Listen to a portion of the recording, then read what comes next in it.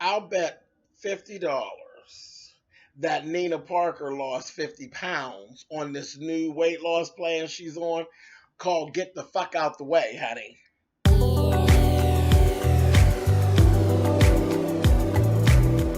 And I'm like, come on through, Cookie. I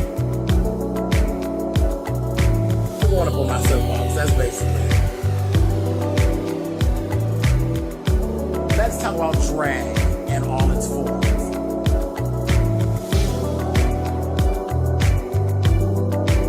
What, Cookie?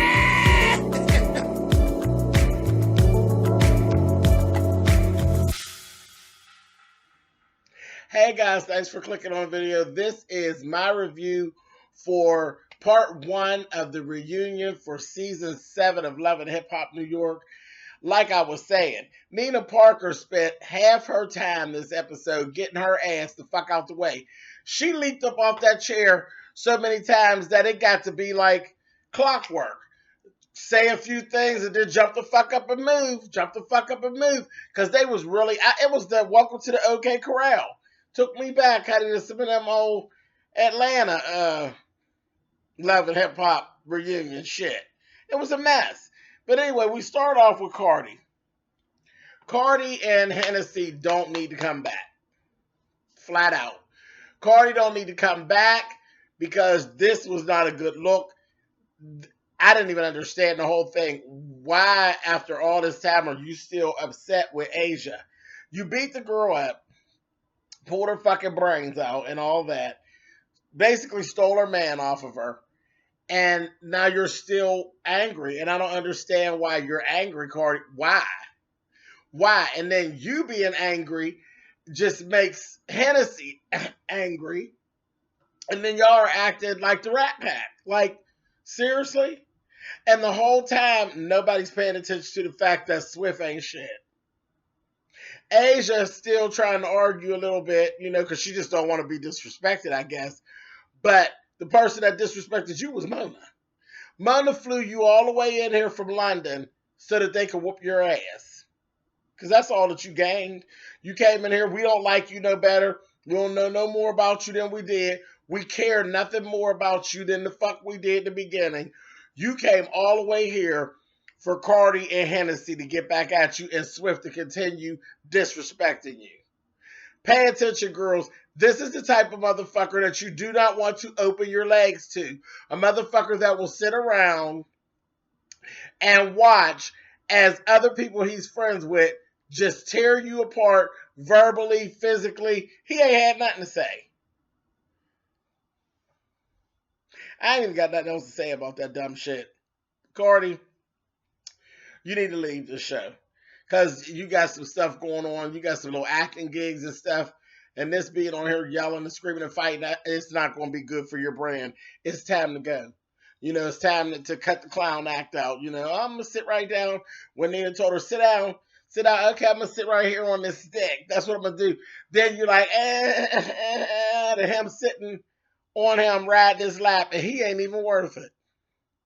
He ain't even worth it. He really ain't. I'm like, damn, poor thing. Just sitting there looking stupid. He ain't even worth it. He ain't even worth a lap ride. He's ridiculous. Anyway, moving the fuck on. The Creep Squad. I just was tired. Like, the whole thing just made me tired. And Cisco and Rich and this back and forth. And Rich literally is more mature. Isn't that crazy? Rich is more mature than. But Rich is more mature than Cisco. So Cisco's not even catching that. Rich is literally making a fool of you. He's making you look foolish. He just made him look like a goddamn clown. Just clown the hell out of him. Huh? What? Huh? I said, oh no, he didn't. And he had Cisco so angry. And then the Mariah Lynn thing. I'm like, ugh. We call her Horiah. I about fell out on the floor. I said, he is clowning the shit out of them. And they were just buying right into it. But the whole little thing just makes me itch and it makes me tired. It makes me tired. And they're arguing, and I don't understand the base of the argument. The base of the argument doesn't seem to support the height of the argument, and they do act like scorned lovers, and they need to stop. Stop it, bitches. Anyway, and then Cisco brought the money to pay Peter Guns back, and he gave it to Tara. So you gave Tara a $10,000 check. What you gonna give Amina when she come out?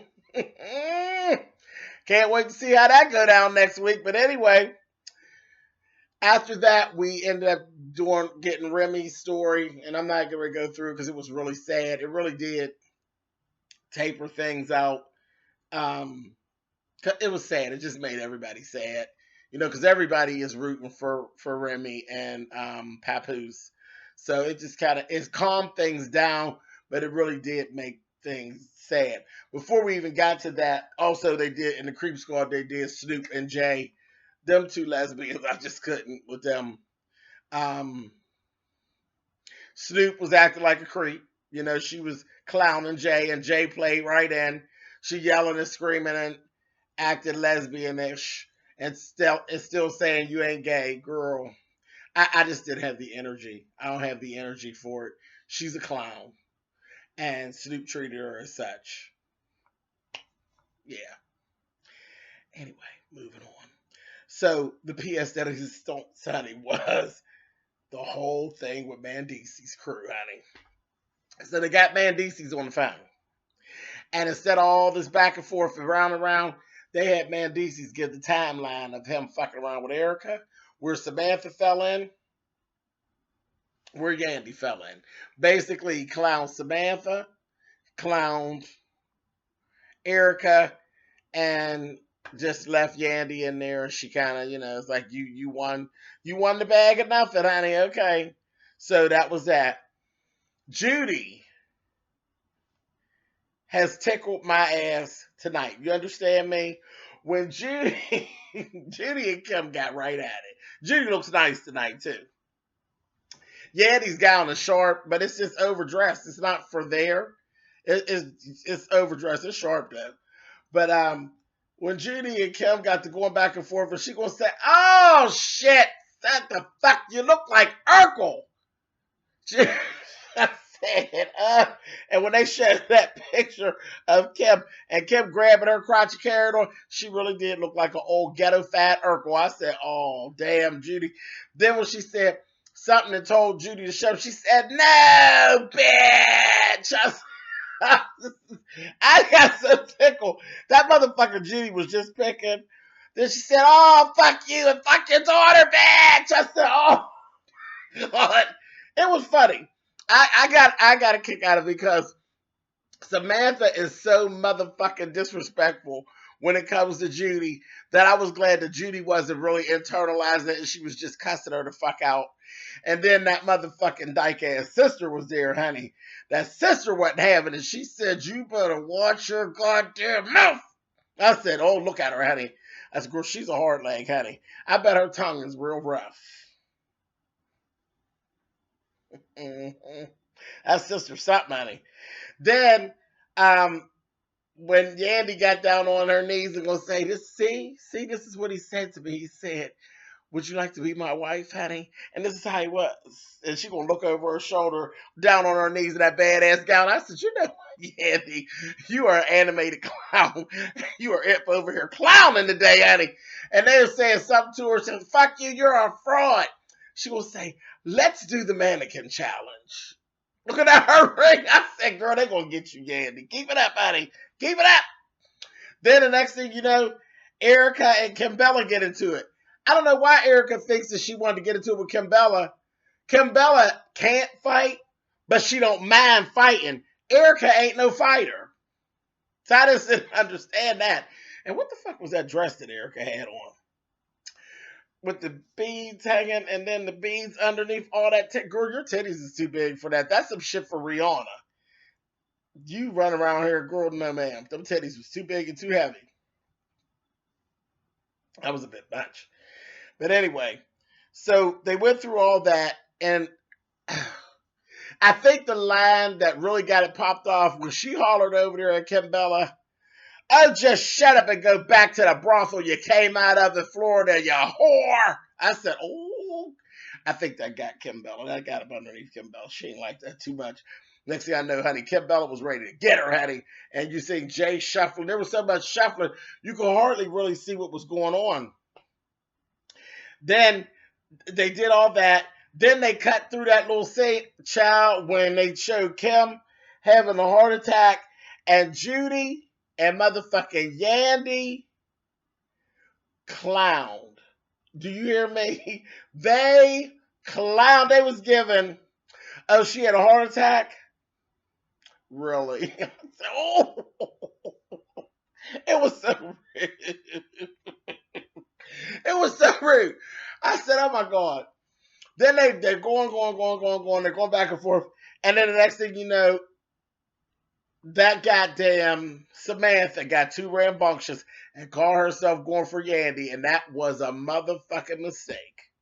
That was a mistake. When she lit out and reached over there for Yandy, it was a mistake because whoever the fuck that was, I heard her say something about, that's my motherfucking sister. So I don't know nothing about Yandy having sisters, and I'm sure she does have people.